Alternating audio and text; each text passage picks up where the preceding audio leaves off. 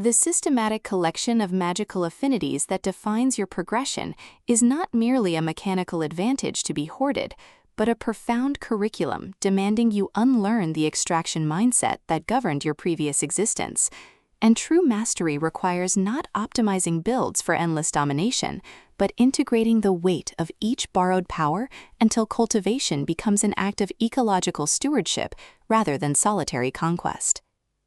In the Affinity Collector 2, Jonathan Brooks transforms the Isekai LitRPG trope into profound exploration of symbiotic sovereignty and post-isekai healing, proving liberation isn't found in breaking level caps. It's forged in honoring the living world beneath the interface, when every system demands you remain consumer. From mana hum and root song narration, listeners enter worlds where collection is syntax and presence is the only unbreakable bond, perfect for fans of emotionally intelligent isekai fiction where male vulnerability defies genre expectations. When Affinity Collector Kalen Vance unlocks a rare elemental bond during a catastrophic dungeon collapse, he expects tactical advantage, not to discover the Affinity's sentience mirrors the exact isolation he endured beneath years of performative optimization. And fellow survivor Alara Thorne's quiet refusal to treat him as weapon creates space for connection, defying collector-prey hierarchy.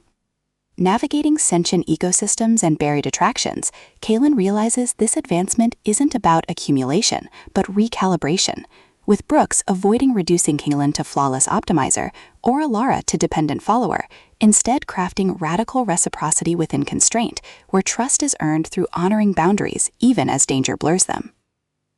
And audiobook narration amplifies this alchemy by capturing Kalen's disciplined focus fracturing into clarity and Alara's guarded intensity revealing warmth beneath vigilance, making listeners feel seismic shifts of souls learning some powers can only be wielded when you stop letting systems define their worth.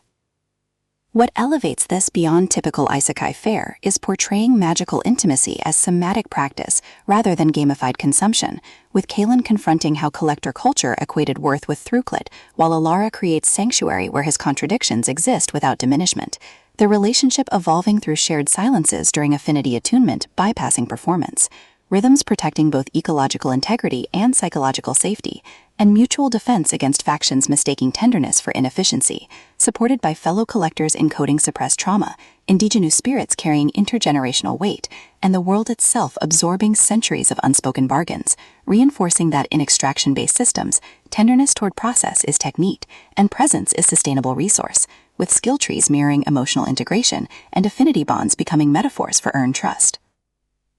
For audiobook listeners, this production is an immersive descent into sacred symbiosis, with narrators embodying Kalen and Alara with remarkable distinction, sound design anchoring existential stakes through distant elemental whispers, rain against ancient bark, and hushed breath syncing with moments of clarity, pacing mirroring ecological cadence from deliberate reflection to surging awakenings, ultimately redefining Isekai LitRPG by centering male emotional labor within symbiotic frameworks and affirming that sometimes the most powerful act is choosing to collect slowly, honoring whole self even in landscapes shaped by consumption.